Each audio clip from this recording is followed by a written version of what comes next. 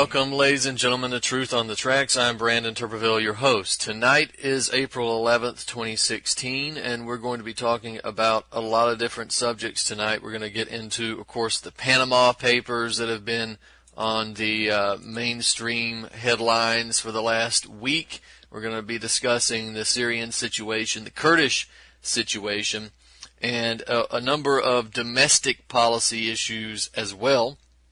Perhaps we'll touch on the international merger issue, the TPP, free trade deals, and so forth if we can, and maybe even touch on the Wicked Witch of the West, Hillary Clinton, and her recent vie for the White House. So we'll talk about a number of those things if we can tonight.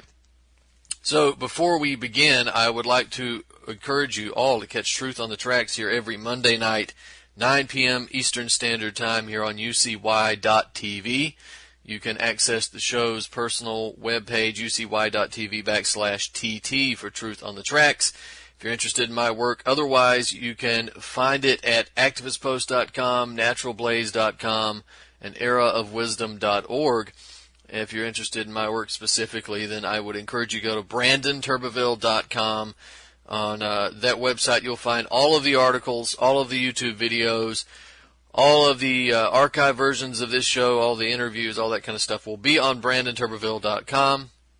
Of course, there's a link to the Twitter feed, and I should plug the Twitter feed. I should plug the social media at Brandon Turb. That is the official Twitter feed, and that if you don't remember it, you can go to brandonturbeville.com and you'll find the handle there on the left-hand side of the page. Of course, my name, you can find me on Facebook as well, and follow my work that way on social media.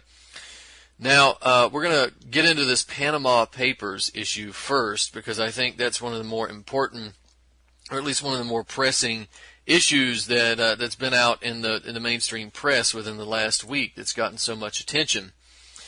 The world media is now sparked by these reports surrounding what is the largest data leak in the history of journalism, and we're calling this the Panama Papers. It's 2.6 terabytes worth of information that has apparently revealed dirty deals, money laundering operations, tax avoidance schemes by some of the world's allegedly most powerful people.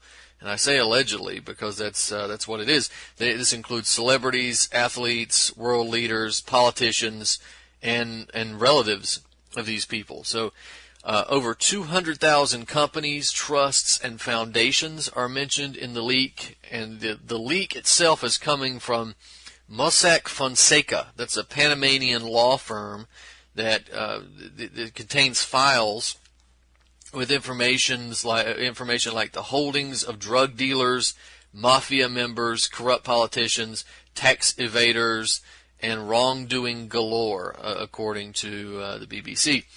So Mossack Fonseca is considered one of the world's biggest creators of shell companies, and that's essentially a corporate formation that's used to hide the true owners of various types of assets. It's a shell corporation. It's a cover operation. And the data that was released by Mossack Fonseca includes contracts, emails, bank records, property deeds, passport copies, all kinds of other collections of sensitive information that goes as far back as 1977 to as recent as December 2015. Now, some of the descriptions here, I think we have a quote from Zero Hedge. It says, it allows a never-before-seen view inside the offshore world, providing a day-to-day, decade-by-decade look at how dark money flows through the global financial system, breeding crime and stripping national treasuries of tax revenues, end quote.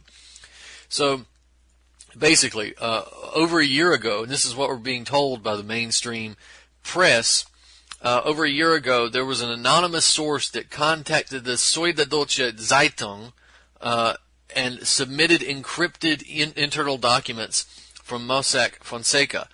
That's a Panamanian law firm again that is essentially the creator of shell companies for companies that are operating offshore from around the world. And these shell firms enable the owners to cover up their business dealings. no matter how shady they might be.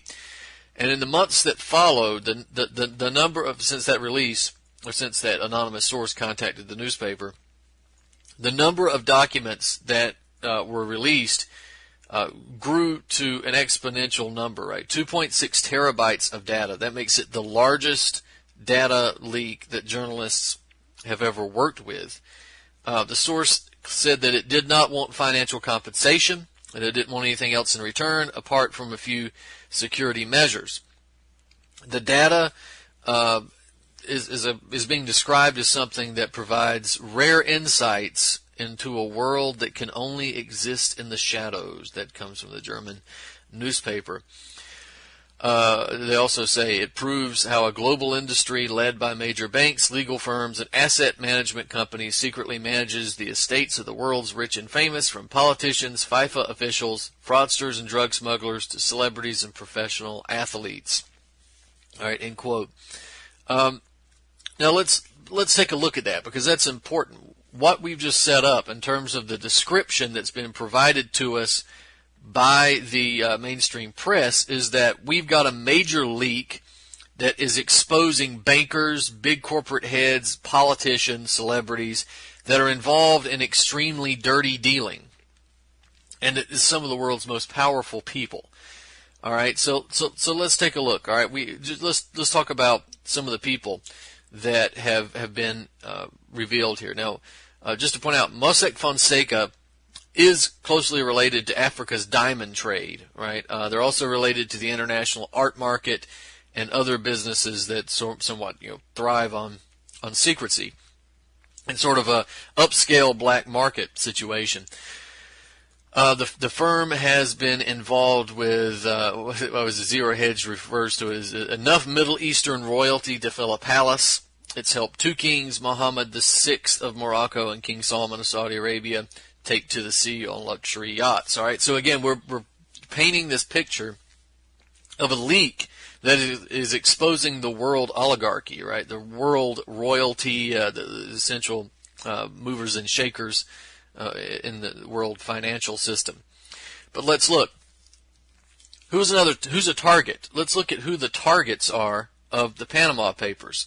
We have to go to Iceland, right? This is the leaked files after Prime Minister Sigmundur David Gunnlaugsson and his wife. They secretly owned an offshore firm that held millions of dollars in Icelandic bank bonds during the financial crisis that Iceland was going through. There's a video clip that's been circulating around showing Gunnlaugsson walking out of an interview with a Swedish television company, SVT, because he was being asked about a company called Wintris, and he says he's fully declared the company to the Icelandic tax authority.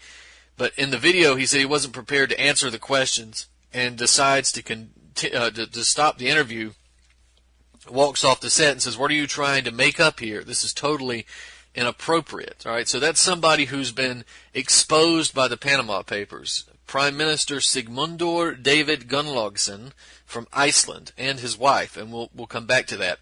Who else? Sergei Roldugin. This is a longtime friend of Vladimir Putin. He's being described as a behind-the-scenes player in a clandestine network operated by Putin associates that has shuffled at least $2 billion through banks and offshore companies. Roldugin is listed as the owner of offshore companies that have obtained payments from other companies worth tens of millions of dollars. And this is being reported again by Süddeutsche Zeitung, and it's being re-reported by Zero Hedge. They talk about the files including a convicted money launderer who claimed he'd arrange a $50,000 illegal campaign contribution used to pay the Watergate burglars. They've got 29 billionaires featured in Forbes magazine's list of the world's richest 500 people. Jackie Chan is mentioned here. They say he has 6 companies managed through the law firm. The files contain new details about major scandals from England's infamous gold heist And then the bribery allegations around FIFA, remember that, that's important. That's the body that rules international soccer. It was used, remember, under this this controversy, the FIFA controversy. It was being dumped in the lap of Putin in the Western media. So that's important to see why FIFA is being called out here. Who else do we have?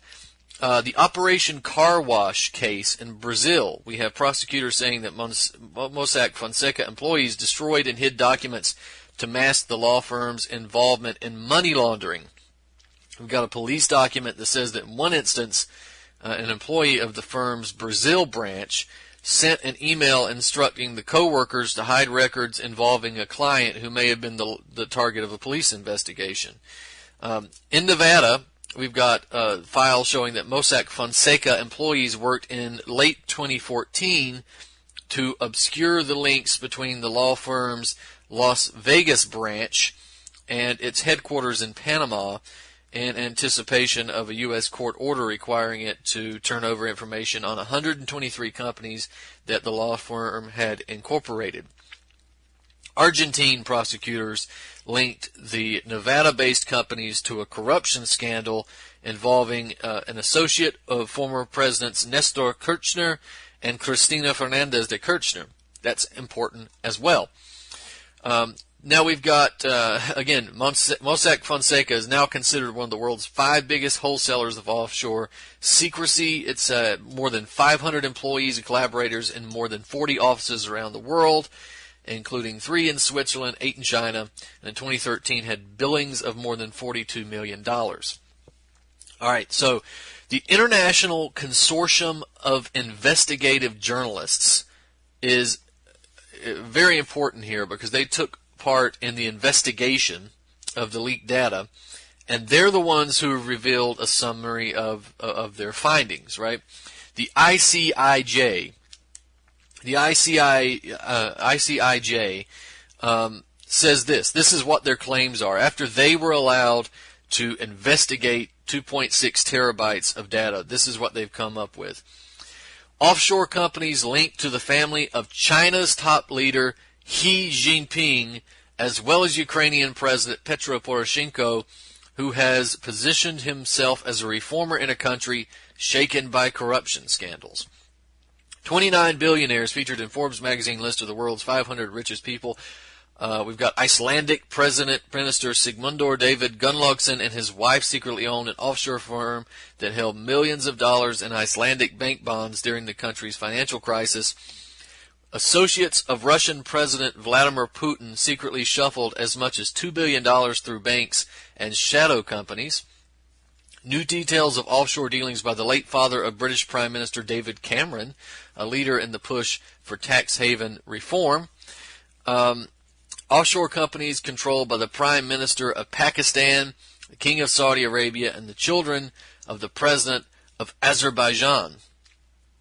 33 people and companies blacklisted by the U.S. government because of evidence that they have done business with Mexican drug lords, terrorist organizations like Hezbollah, or rogue nations like North Korea. Customers including Ponzi schemers, drug kingpins, tax evaders, and at least one jailed sex offender. Movie star Jackie Chan, who had at least 6 companies managed through the law firm. All of this is listed on the ICIJ website. That's what their conclusions are, a broad summary. Now, out of all this data, we've got several curious aspects that no mainstream media outlet has yet to adequately explain. That's the apparent absence of any relevant American or Israeli names, as well as any high-profile and realistically relevant European NATO names, particularly those of active NATO countries. So we've got, if you go to the ICIJ website, you can pull down the list of countries that are mentioned. You go by countries, the individuals, regions, and what you'll see is that you have countries listed. You have Palestine, you have China, you have Russia, you have Brazil, you have no mention of the United States. Out of the entire 2.6 terabytes that were released, you mean to tell me that there are no American names? You mean to tell me that there are no Israeli names? There's no relevant, important names coming from France or Germany. So far, all we got was the father of the pig rapist David Cameron. That's all we've got so far. Now, despite the fact that the Russians, the Syrians, the Chinese, the Icelandics, they've all been revealed for offshore deals and the dealers that they are, we're being led to believe that the same type of individual here in the oligarchs in the United States, in England, in Israel, in Germany, they're squeaky clean. We're supposed to believe that. So we've got to make a few points about this. First, many of the targets of the Panama Papers leaks are being exposed, and I put that in scare quotes, they're being exposed only by means of guilt by association. For instance, on a full-on public relations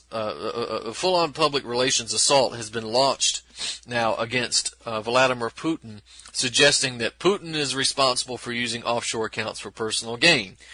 That's what you see in the mainstream media. This is an expose of Vladimir Putin. But Putin's guilt is simply by being associated with an individual who's holding money in offshore accounts. Putin himself has not been revealed as one of the individuals laundering money. Look at the Guardian video. You can find this on YouTube. It's entitled How to Hide $1 Billion, the Panama Papers. It's ridiculous in its production. It's got scary music. There's music that's attuned to every scene in the little video, and it's really disharmonic in that sense. It's not very good production, but it's one of the most obvious examples of how guilt by association is used to implicate Putin himself and offshore accounts and tax evasion, even though there's no evidence of him doing anything of the sort. There's only evidence of what they refer to as a close friend of Putin maintaining offshore accounts. The reports out of Western media go even so far as to associate Putin with the accounts because the leaks revealed that his childhood friends were engaged in offshore accounting. So the best evidence that they have that Putin is offshore accounting, and I'm not arguing that he's not, I'm arguing that in terms of the Panama Papers, the best information that they have is that his childhood friends are engaged in offshore accounting. That's it. Childhood friends. Do you want to be held accountable for everything your childhood friends have done? Now, we've also got a character assassination attempt coming against Bashar al-Assad, the Syrian president. Again, no evidence that Assad has been maintaining offshore accounts. What evidence do we have against Assad, according from the Panama Papers leaks? The only evidence coming anywhere close to pointing at Assad is that evidence that shows some of his cousins who are maintaining the accounts. We've also got reports pointing toward Chinese President Xi Jinping as a tax evader, despite the fact that only his brother-in-law was fingered in the leak. So, again, we've got Putin's childhood friends, Assad's cousins, and Jinping's brother-in-law who have been offshore accounting. But the media responds to that as a declaration of guilt against Putin, Assad, and Jinping. Now, we've got other heads of state that were targeted by the leak, like former Egyptian President Hosni Mubarak, which we overthrew, by the way. The Western-backed Arab Spring overthrew Mubarak. Petro Poroshenko, that is the president of Ukraine. And remember, he was a favorite of the West for some time, but although he has been balking a bit at the NATO press for World War III. And again, Gunnlaugsson, the Prime Minister of Iceland. Remember, the country that just jailed a bunch of bankers, the bankers that a lot of them were released after Gunnlaugsson came under fire. Who else do we have? Palestinian leaders, or excuse me, I should say, the Palestinian Authority president was exposed, but really it wasn't him. It was a confidant to the Palestinian Authority president. So therefore, the media can jump upon the Palestinian Authority president. So, see, it's guilt by association. Now, there's a lot of there's many more people here, more individuals, more countries that are listed in the leaks. The lists themselves are a curious representation of countries and world leaders, because they're all countries, or most of them are countries, where the United States and NATO powers view as targets or enemies. Again, Putin, Assad, Mubarak, Orban of Hungary. Of course, we had leaks coming out of not only Russia, Syria, Palestine, and China, but also Venezuela. So all of these guys and countries are listed as violators or tax evaders, money launderers, all that and more, but there's not sufficient evidence to prove most of the claims made against the individuals actually named here. Now, I got to point out also that regardless, it's not true that all offshore accounts are illegal. In fact, many of these types of operations are entirely within the law. Now, we are in favor of closing many of those loopholes that allow corporations to do that, to go offshore and hide their accounts and not pay taxes on their corporate accounts while Americans get fleeced. So we're in favor of closing a lot of these loopholes. But Western media outlets are presenting every single account as if it were drug running or money laundering or financing terrorism in order to get the major propaganda effect here. And we've just got to point out that while we're in favor of closing many of these loopholes, that currently they are not technically even illegal. According to the Western media outlets, Vladimir Putin is not only evading taxes, he's doing it illegally, and he's most likely involved in the criminal underworld as well.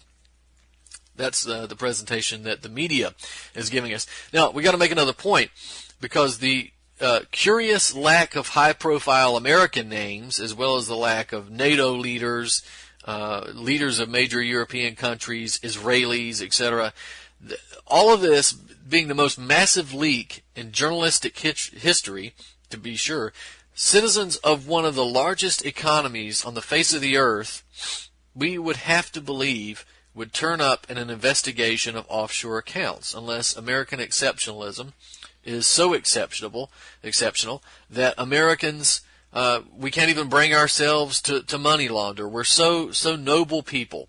We're too busy spreading so much democracy and freedom across the world that we're too busy to launder money. We just have so much honor that can't be done. I guess we're being led to believe that. American exceptionalism, even in the financial markets. Now, again, none of these names are mentioned. American oligarchs often have... the Western oligarchs, Western European oligarchs, are not in this leak either, except for people like David Cameron's father, for instance.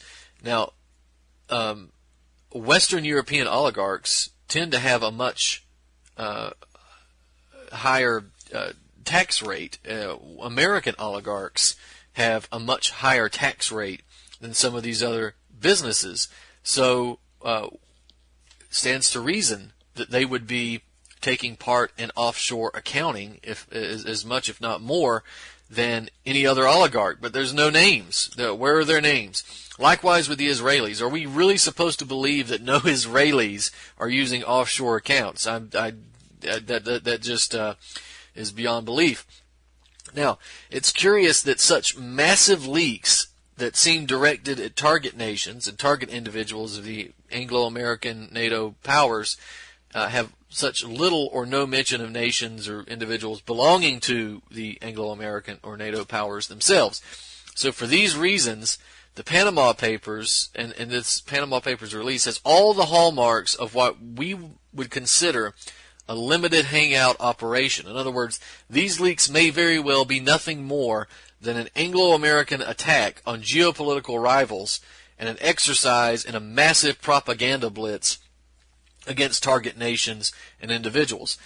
Now, while some of these revelations do contain NATO allies, like the Ukrainian president, the Saudis are mentioned, United Arab Emirates are mentioned, the Qataris are mentioned, you've also got to keep in mind the necessity of the hangout aspect of the limited hangout, meaning the necessity to reveal something negative about the institution or the nations that are actually releasing the leaks in order to provide authenticity of the documents and the claims that are made within the documents.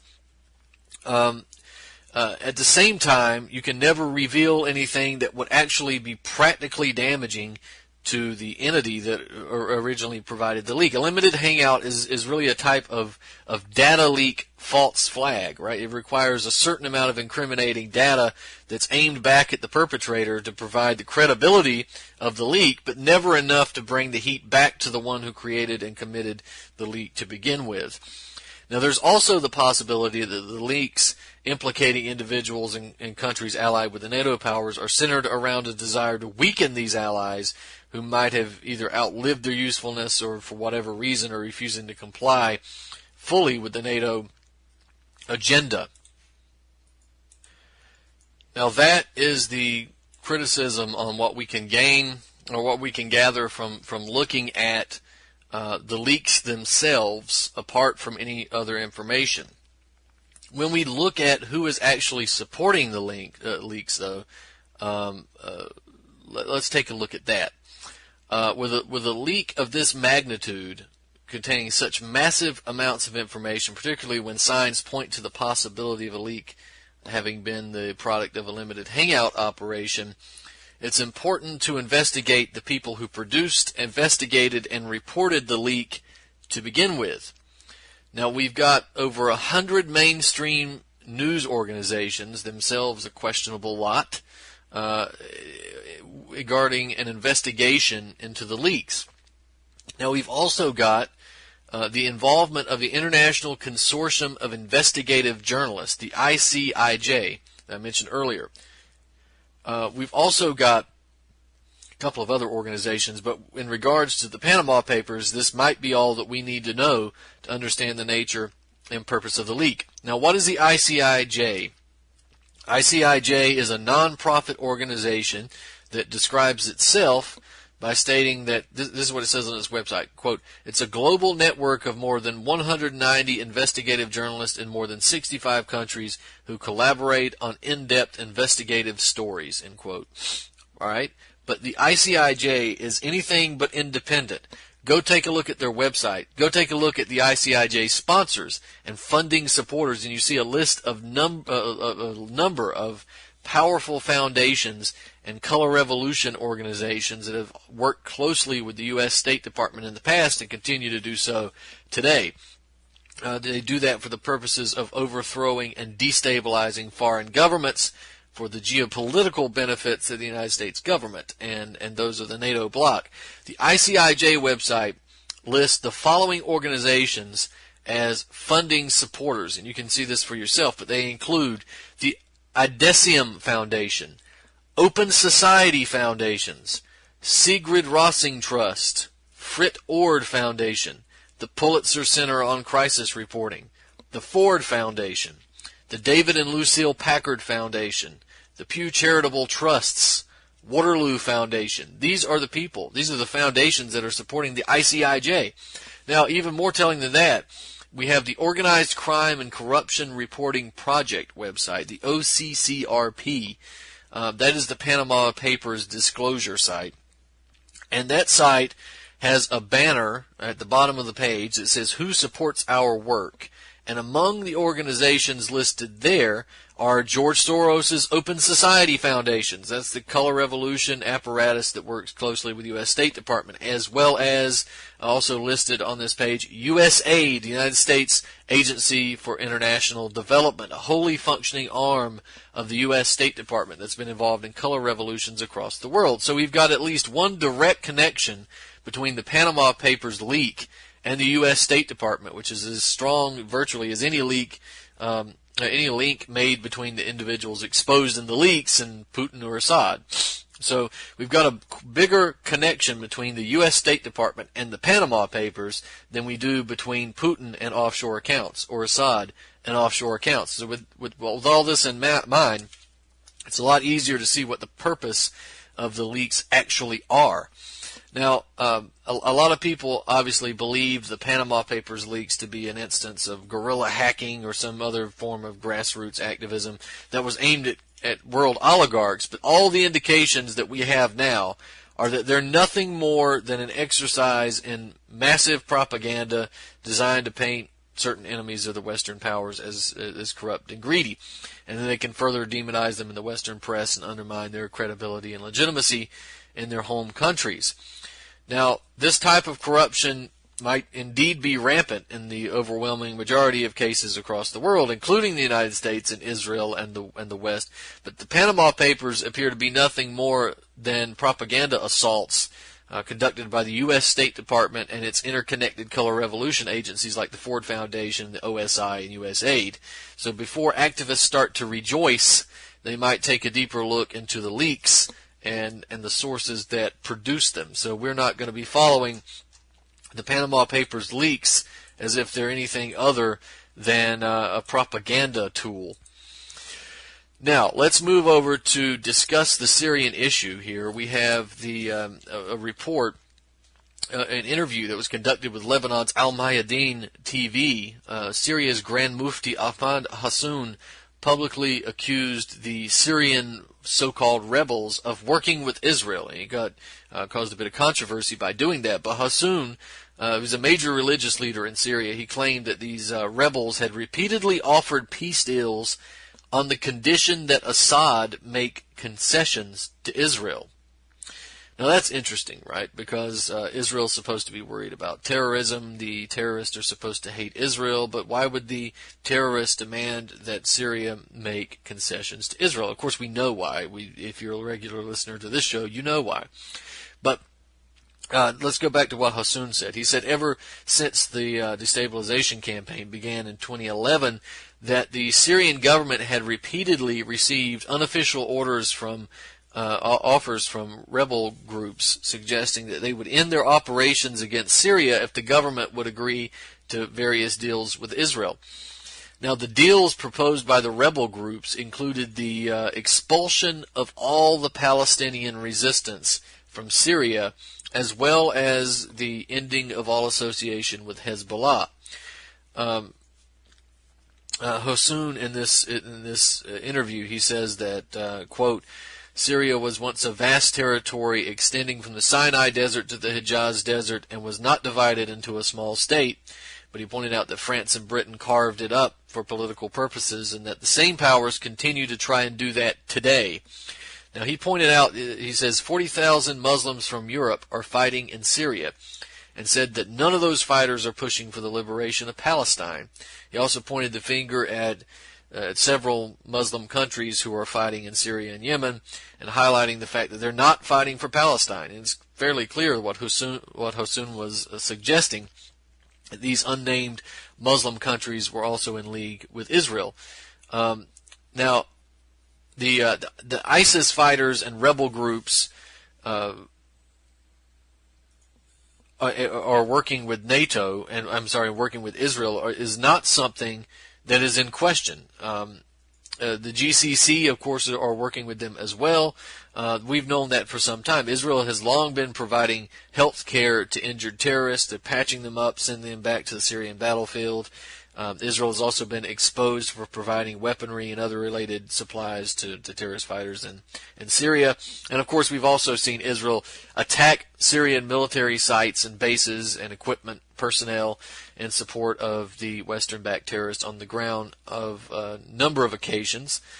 In June 2015, remember, Israeli Defense Minister Moshe Ya'alon even admitted that Israel was providing aid to terrorists in Syria. That was admitted by Ya'alon.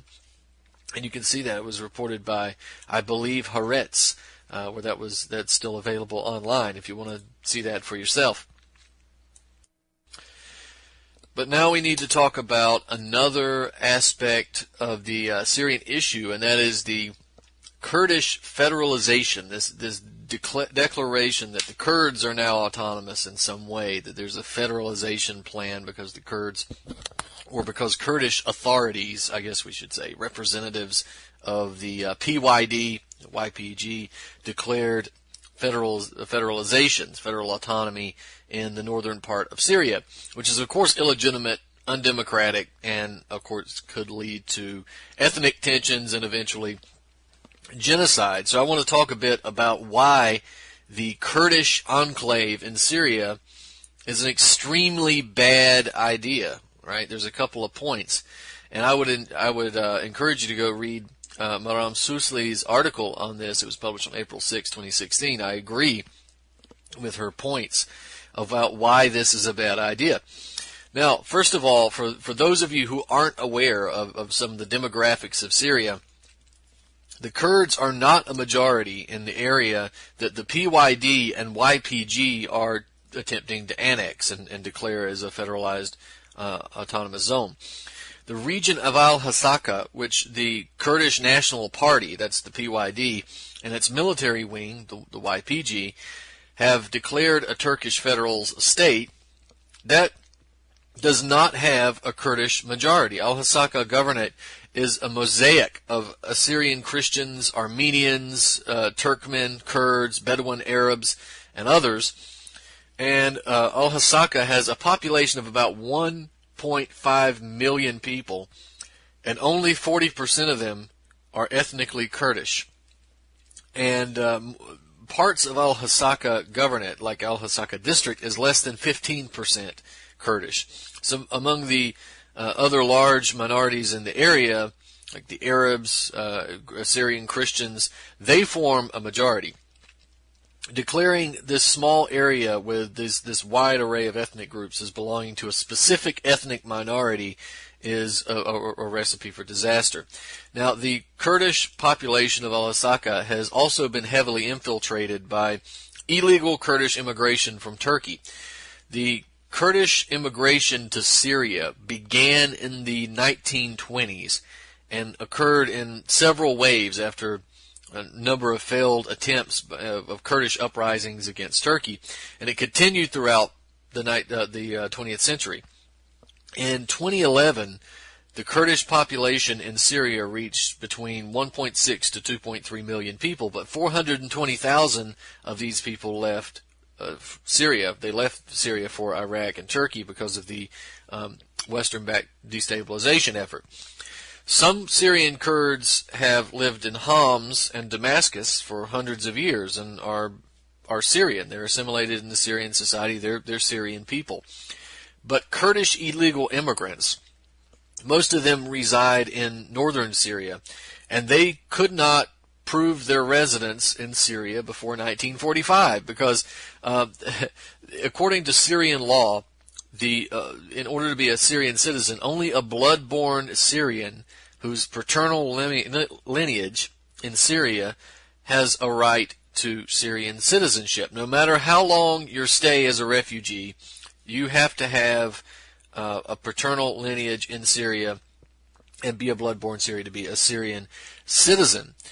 Now, the Kurdish immigrants into Syria, the illegal ones, are complaining of oppression because they weren't granted the rights of Syrian citizens. You see, the problem with their argument is that they're not Syrian citizens. And this is a concept which a lot of Americans are having problems grasping, and Western Europeans have had problems grasping because of their unfortunate experience in Western education and Western media, which tells people that there are no borders for people coming from the third world into Western Europe, and it plays on European guilt and white guilt and all of that type of stuff. Fortunately, the Syrians don't have that same experience. They don't have Syrian guilt for having borders and a reasonable immigration policy. So that we don't want to get too far off on something else, but in spite of all this, in spite of the fact that these Kurdish immigrants did not have a claim to be in Syria, Assad gave them Syrian citizenship. He gave citizenship to about 150,000 Kurds. But that didn't stop the YPG from using illegal Kurdish immigrants who were not granted citizenship as a rationale for annexing Syrian land. So basically, if you're promoting federalism in Syria, you're trying to impose the will of a very small minority that's not even of Syrian origin on the whole of Al-Hasaka's population and the whole of Syria. And that's just Al-Hasaka Governorate, right? We're not talking about Rojava because this is actually a bigger issue too. That's a bigger territory with similar demographics, probably even less Kurdish percentages of population there.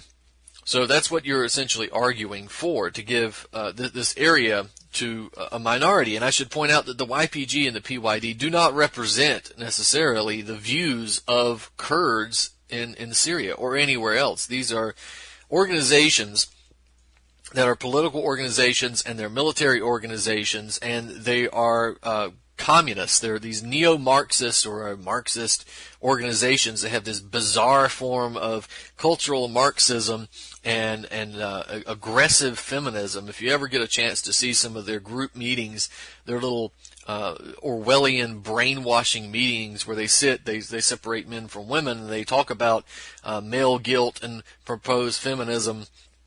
And there's no wonder so many women are fighting in the Kurdish brigades, because the men are completely castrated in this society, despite that they fight too. You can watch their little brainwashing meetings where they sit around and discuss the benefits of cultural Marxism and reassure themselves by repetition that this is the right way to go. So these are extreme cultural Marxists. They're communists, and if anybody wonders about the United States' relationship to communism, you should see why. Take a look at why the United States is supporting an organization in that way. So for anybody who has the capitalist-communist dichotomy running through their heads, you should take a look at who's supporting these guys. Now, another point about this, all right, about federalism, though, this is undemocratic, right? To impose federalism on the majority of Syrians. The PYD didn't bother to consult with any other faction in Syrian society before it made a declaration of federalism. The other ethnicities in Al-Hasaka govern it, which the PYD now claims is an autonomous Kurdish state, have rejected federalism. Everybody else rejects it. The majority rejects federalism. Only the Kurds, only the PYD want federalism.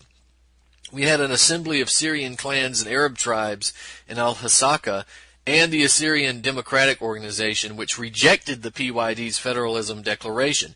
In Geneva, the Syrian government rejected the federalism declaration. In Geneva, even the opposition rejected PYD's federalism declaration.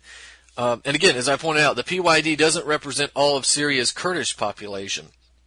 The Kurdish faction of the Syrian National Coalition, again, rebel groups, condemned the federalism declaration.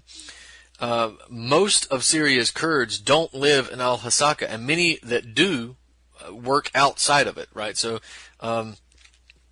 that's another point too. Now, thousands of Kurds have joined ISIS and are fighting for an Islamic state, not a Kurdish one. That's another point to point out. And again, there's distinct difference from being a Syrian Kurd and being a Kurd in Syria, right? A Syrian Kurd is a Syrian. They're Syrian citizens. A Kurd in Syria can be anything. It can be a little Marxist member of the PYD. It can be a terrorist, an Islamist, or it could be a regular person. A Kurd in Syria can mean many different things. And many of these guys are simply Kurds in Syria, so they don't necessarily represent the views of the majority of Kurdish people. These are organizations, political organizations, military organizations with their own agendas. Now, a unilateral declaration of federalism has no legitimacy because federalism can only exist within a constitutional change and a referendum. A federalism referendum is unlikely to gain any support, or at least much support, from the bulk of Syria's population. 93% of that population is not Kurdish. So because they know this, the PYD has banned residents of Al-Hasaka from voting in the upcoming parliamentary elections that are going to be held across the nation. So this shows the will of the people in Al-Hasaka is already being crushed by the Kurdish political groups. It's undemocratic to continue to discuss federalism as a possibility when it's been rejected by so many segments of Syrian society. We're being told the purpose of the U.S. regime change adventure is to bring democracy in Syria, to bring democracy to the Middle East. And what is this, right? And we're going to hold the Kurd groups up as beacons of democracy. This is not a beacon of democracy. Now, when we talk about ethnicity, federalism may risk ethnic cleansing, particularly of Assyrian Christians and other minorities. The Kurdish population is not a majority in the areas that the PYD is trying to annex. The past few years have revealed that the PYD and the YPG both are not beyond carrying out ethnic cleansing of non-Kurdish peoples in an attempt to change the demographics of the area. Basically, if you're not the majority, to make yourself the majority by removing the majority. So the main threat to Kurdish territorial claims over the area are simply the existence of other large minority groups, the Arabs, the Assyrian Christians, etc. And we've got Salih Muslim, the leader of the PYD, who openly declared his intention to conduct an ethnic cleansing campaign against Syrian Arabs, who lives in what he calls Rojava. He says, one day those Arabs who have been brought to the Kurdish areas will have to be expelled, in an interview with Serek TV. And he has attempted to fulfill his prophecy a couple of years later, because the YPG actually took to burning Arab villages around Al-Hasaka province to create this demographic shift. And it's estimated that about 10,000 Arabs have been ethnically cleansed from Al-Hasaka province so far. The villages around Tal Abyad have suffered the most, because Kurdish expansionists have tried to connect the discontiguous population centers of Al-Hasaka and Al-Raqqa. The YPG came in and burnt a number of villages. There was an interview with Muhammad Salih al-Khati, who left Tel Tiab Sharki near the city of Ras Al Ain in December. He said that YPG burnt their village and looted their houses. And again, we're coming up on the end of the broadcast soon. I want to encourage you to read the article, Why a Kurdish Enclave in Syria is a Very Bad Idea, by Maram Susli. That is also Mimi Al-Laham, who's been a guest on this show. And that article is available on the Global Independent Analytics website. It's an extremely good article, well sourced, and so forth. But we're going to continue discussing the issue and discussing her article here. The Assyrian Christian community. Well, before we do that, I want to mention also the YPG and the campaign of intimidation. Right? They've murdered. They've confiscated property against Assyrian Christians. The YPG and the PYD have apparently made a formal policy to loot and confiscate the property of people who've escaped and left their villages after ISIS has moved in, and they're doing that in essentially the hopes of repopulating Assyrian villages with Kurds. And the Assyrian residents of the Kabur region in Al-Hasaka province actually formed a militia called the Kabur Guard in hopes of defending their villages against ISIS attacks. And the Kabur Guard council leaders protested the practice of looting by Kurdish YPG militia members who looted the Assyrian villages that were evacuated after ISIS attacked them. The YPG assassinated the leader of the Kabur Guard, David Jindo, and attempted to assassinate Elias Nasser as well. And at first the YPG blamed the assassination on ISIS, but Nasser survived and was able to expose the YPG's involvement from his hospital bed. So after that, the YPG forced the Kabur Guard to disarm and to accept the YPG protection. But most of the Assyrian residents of the Kabur who had fled to the Syrian army-controlled areas of Kamlishi city couldn't return to their villages. There's also been situations where the YPG has forced Assyrian Christians to disarm and, again, accept YPG protection. And as ISIS moved in, the YPG hauled ass and left the Assyrian Christians defenseless and disarmed with no protection to get slaughtered by ISIS. The YPG comes back in, and then they can repopulate those places with Kurds. The Assyrian Christian community in Kamlishis have been harassed by the YPG Kurdish militia. The YPG attacked an Assyrian checkpoint, killed a fighter there of the Syrian militia, Soturo, wounded a few others. The checkpoint was set up after 3 Assyrian restaurants were bombed by ISIS. The public attribution to that was ISIS. The Syrians suspected the YPG may have been behind those bombings in an attempt to assassinate Syrian leaders, and that's probably that's a possibility as well. So we've got to look at this and this history here and see that if the Kurdish expansion and federalism is supported, especially since other ethnic groups are not on board with these plans, that we've got the potential for some type of genocide, and ethnic tension to be the least. It's only been 90 years since the Assyrian genocide, which was conducted by the Turks and the Kurds. We shouldn't allow this to continue and shouldn't allow this to happen again, but we remember that the Kurds, a lot of these guys ended up in Syria to begin with, as they were pushed in many years ago from Turkey to essentially act as assassins to kill other people, and that's exactly what they did. Forcing Assyrian Christians or Arabs or anybody else to accept federalism is not going to ensure their safety. It's going to put them at risk, and the establishment of a Kurdish federal state in Iraq, because we have somewhat of an example of how this would go.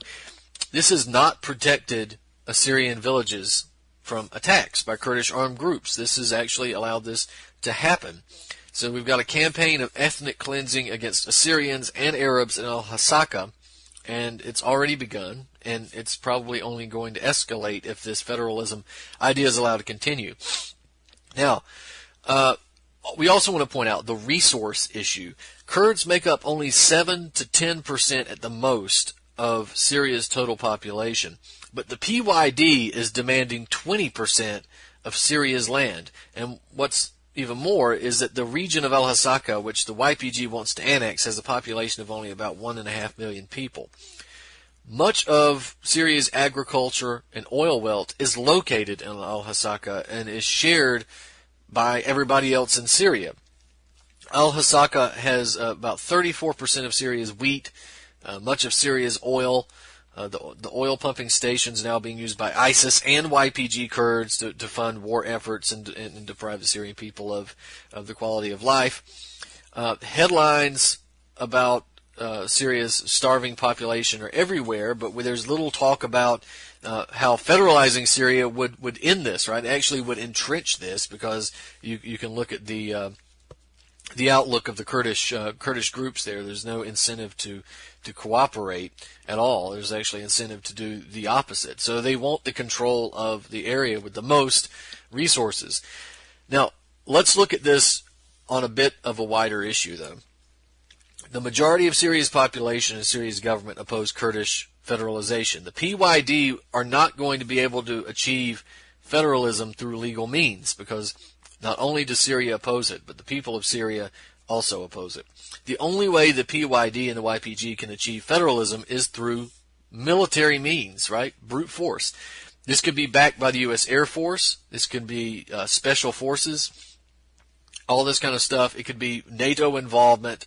All of this. The Kurds have showed that they will work with anybody to get their goals met. Saleh Islam has already threatened to attack Syrian troops if they retake Raqqa from ISIS. This is a public statement. He said he wouldn't allow them in if they tried to take Raqqa. A Kurdish state in Syria, as the Iraqi Kurdistan has shown us, it basically ensures U.S. hegemony in the region, right? This is a U.S. foot in the door. The Kurds are a U.S. foot in the door. The KRG, the Kurdistan Regional Government, the YPG, are already attempting to build a U.S. base on Syrian soil. That should be obvious for anybody to see.